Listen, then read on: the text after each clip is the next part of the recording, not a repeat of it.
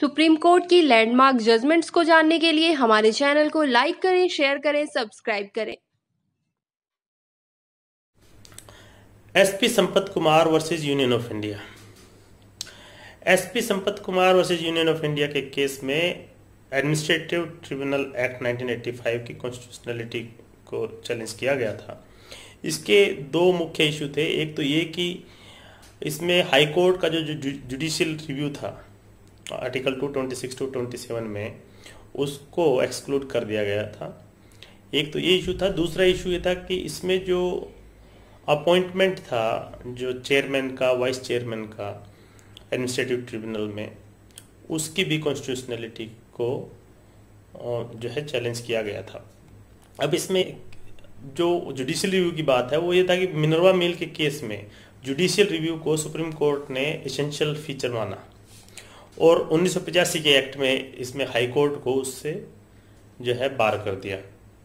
तो इसमें supreme court ने कहा कि भाई जो हाई कोर्ट है, हाई कोर्ट के पास जो 226 टू 27 में है वो फंडामेंटल राइट नहीं है, लेकिन जो कॉन्स्टिट्यूशनल हिस्ट्री के हिसाब से वो प्रोटेक्टर ऑफ फंडामेंटल राइट है और लोगों ने उसको उसी तरह से प्रैक्टिस भी किया है पिछले 30-35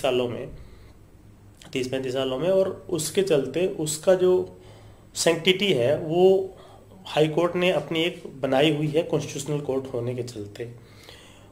लेकिन जहां तक सुप्रीम कोर्ट का आर्टिकल 136 में एसएलपी में और 32 में रिट पिटीशन का जो है जुडिशियल रिव्यू जब तक बार नहीं किया जाता तब तक जुडिशियल रिव्यू पूरी तरह से बार नहीं है।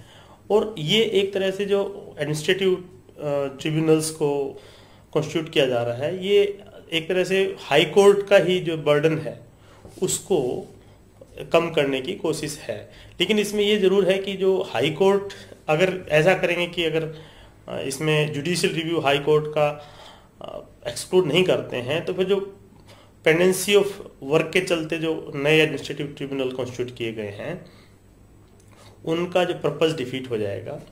और उसके चलते जब तक सुप्रीम कोर्ट के पास जुडिशियल रिव्यू है, यानी कि किसी एक्ट के द्वारा पूरी तरह से जुडिशियल रिव्यू को बार नहीं किया गया है, तब तक जो है उसको ये तो नहीं कहा जा सकता कि वो अनकॉन्स्टिट्यूशनल है। इसके अलावा जो appointment of chairman vice chairman था उसमें जो है सरकार की तरफ से ये था कि सेक्रेटरी या उसी तरह के जो अधिकारी हैं उनको भी चेयरमैन अपॉइंटमेंट किया जा सकता है। तो उसमें सुप्रीम कोर्ट ने कहा कि क्योंकि आप ये एक अल्टरनेट मैकेनिज्म बना रहे हो judicial redressal system, high court के इक्विवेलेंट आप बनाना चाह रहे हो, क्योंकि जो चीज़ें हाई कोर्ट में जानी थी, जो केसेस हाई कोर्ट में जाने थे उसको आप एडमिनिस्ट्रेटिव ट्रिब्यूनल में लेके आ रहे हो और उसके बाद आप उस हाई कोर्ट को उससे एक्सक्लूड भी कर रहे हो। तो कम से कम उसी तरह के लोग, यानी कि उसी कैपेबिलिटी, कॉम्पिटेंस और एलिजिबिलिटी के लोग हों जो ट्रिब्यूनल में चेयरमैन या वाइस चेयरमैन या अपॉइंट होते हैं। क्योंकि जो हाई कोर्ट के जजेस हैं या सुप्रीम कोर्ट के जजेस हैं वो फेयरलेसली जो है जस्टिस डिलीवर करते हैं, क्योंकि उनको कॉन्स्टिट्यूशनल प्रोटेक्शन दिया गया है।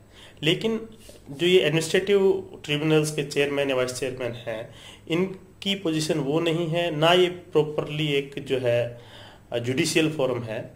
तो उसके चलते उसमें कुछ चेंजेस करने के लिए सुप्रीम कोर्ट ने इस जजमेंट में कहा कि जो एडमिनिस्ट्रेटिव ट्रिब्यूनल एक्ट 1985 है, इसमें कुछ changes with in A time frame जो है सरकार इस एक्ट में चेंजेस करें, और अगर ऐसा कर लेते हैं तो ये कॉन्स्टिट्यूशनली परमिसिबल लिमिट में बनाया गया जो है एक्ट होगा।